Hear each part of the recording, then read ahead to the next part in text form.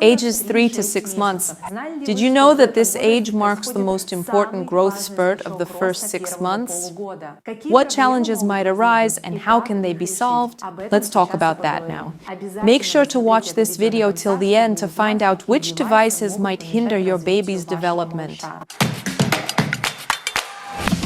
By the time a baby reaches 3 months, the fourth trimester phase has ended. During this time, babies begin to experience rapid development and start engaging more actively with the people. What can I say about a baby's development at this age? Every baby is born with innate potential.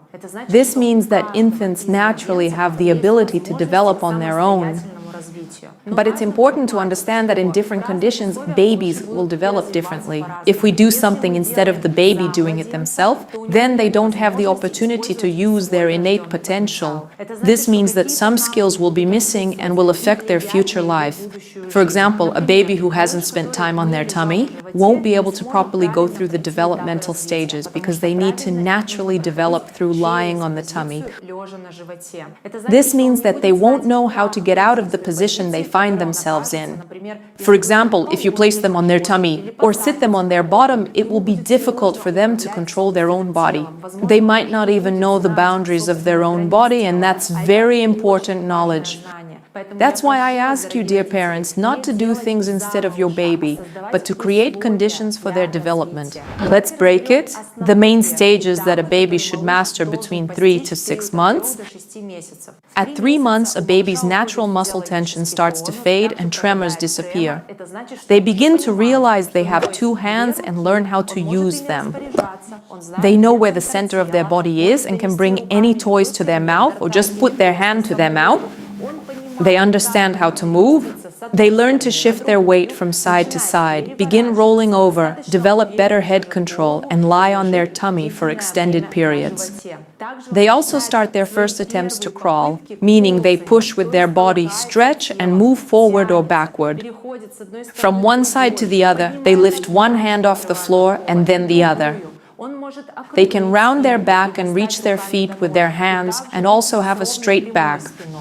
These are fundamental motor skills that develop between 3 to 6 months. One of the most important things happening at this stage is that the baby begins to develop cause and effect awareness, which plays a key role in physical and cognitive development. Now, for the first time, the baby can see an object, want it, reach for it, and bring it to their mouth.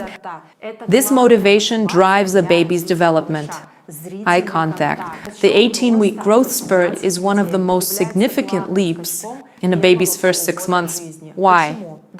Until the 18-week period, that is, before the 4-month mark, a baby is not yet aware of patterns or habits. They don't understand how to communicate their needs intentionally. Everything happens on a physiological level. If they feel discomfort, they cry and a parent responds. They don't yet remember the sequence of events. But after 4 months, babies begin to form cause and effect relationships. They understand that if they cry, someone will come because that's how it has worked before. So they understood that. And just to be clear, this is not manipulation. At this stage, infants are not capable of manipulating your actions. This also happens on the level of the body, on the level of perceiving the world.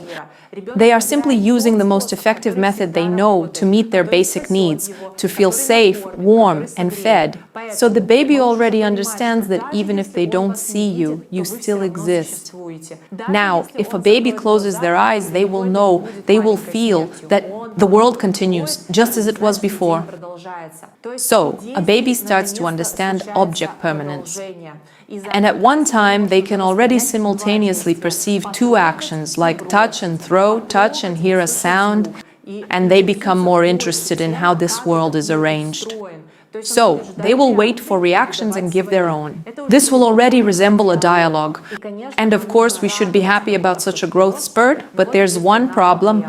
The problem is that the spurt is quite very long.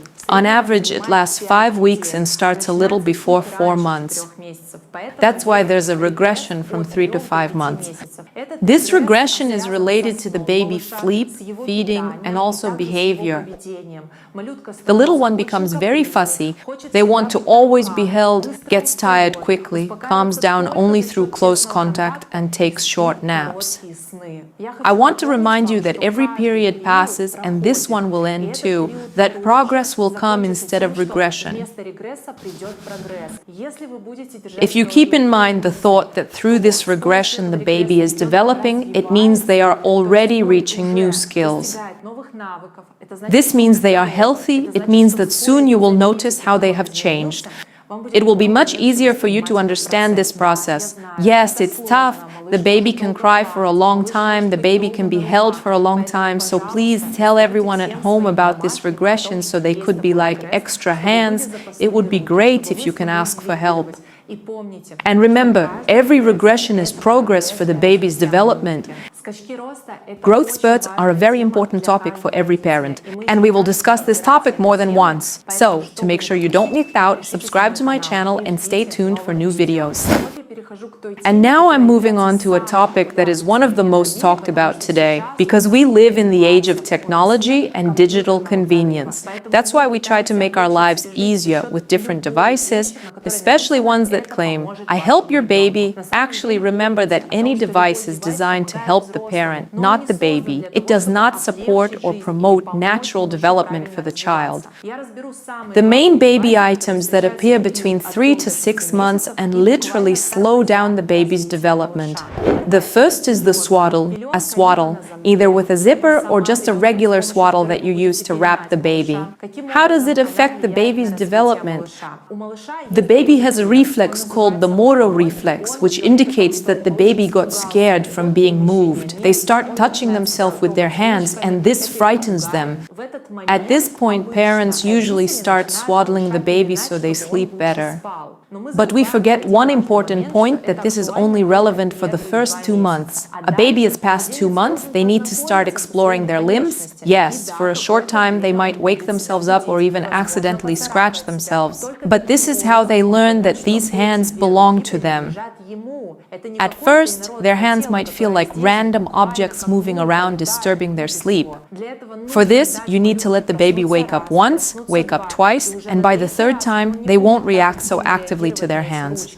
But if you keep swaddling them, they won't get to know their hands while they are asleep. Yes, they might use them while awake, but that's a problem.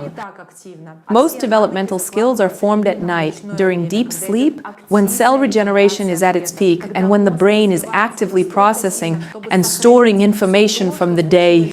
If the baby doesn't repeat it at night, the skill doesn't fully develop. That's why I ask you to stop using the swaddle after 2-month-old.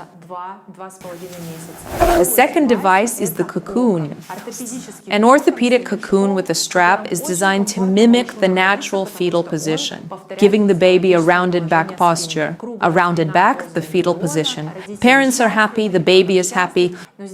But here it's exactly the same process. They are secured, and don't forget that the baby is growing. And this indentation in the cocoon, it doesn't change. So it doesn't adjust to the baby's back. It remains as it was at the very beginning, for example, suitable for a height of 21.5 to 23.5 inches, and it stays that way. If your baby is already bigger in terms of height and weight, then it's just not suitable for them. In terms of physiological position, it's not suitable. So you need to get rid of the cocoon. It also doesn't allow for free movement, and the child also gets used to it, and in their sleep, they demand that their space be limited, so that they lie in a certain position. Therefore, they can't independently manage their body's boundaries, and all their movements come from the whole body, even though by 3 months they should start being localized.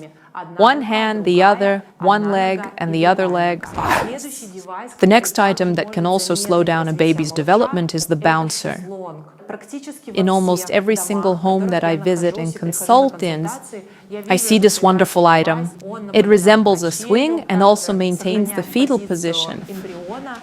But here's an important point about these. A swing, even if you buy the most expensive one, and it says there's a special position for the back and with special ergonomic features, and blah, blah, blah. So, I don't trust it for that reason, that in no way, except for a hammock or a special bean baby pillow or our own hands, we cannot achieve the fetal position. If you notice in the bouncer there's a line, a slight tilt, and usually the head goes into the chest. At some point, the baby starts to tense their muscles and literally pull their body forward. Many parents think that the baby wants to sit up, so they start pulling them by the arms and even try to sit them up. It doesn't matter how many months old the baby is. That's incorrect. If the little one starts doing that inside the bouncer, it means they need to change position. Change the position and say goodbye to the bouncer, because it will only contract the muscles from their tummy. This will cause a muscle imbalance between the stomach and back, and the baby will feel discomfort. Every time you put them back in the bouncer, it will force them into a sitting position rather than a reclined one. As their muscles grow stronger, they will naturally try to pull themselves up, that they need to change their point of view. At this point, you need to lay the baby on their tummy, not leave them in the bouncer. Next, there's an item called a playpen. If we're talking about a baby who hasn't started crawling yet, but for example is already trying to sit up, then definitely they'll do it in a playpen, because they definitely doesn't have the space to see where to crawl. It will be much easier for them to lean against the wall of the playpen and sit up. They will definitely do it with a rounded back, which indicates that their body is not ready yet. And what happens next? They will try to stand up. Since the playpen has a boundary they can pull up on, they will be curious about what's beyond the edge of the playpen. This is part of human evolution. We instinctively want to be higher, and when we have the chance to climb onto some edge and pull ourselves up, and finally see what's there, we will definitely do it. So, the baby can skip the most important stage of development. That's crawling. Because their legs are not yet strong enough, they may end up standing in an unstable position with their knees turning inward. This condition, known as valgus foot positioning. This should not be allowed. That's why a playpen, no matter how safe and convenient it is for an adult, is harmful for a child. Give a like if you enjoyed this video, or a dislike if something was missing.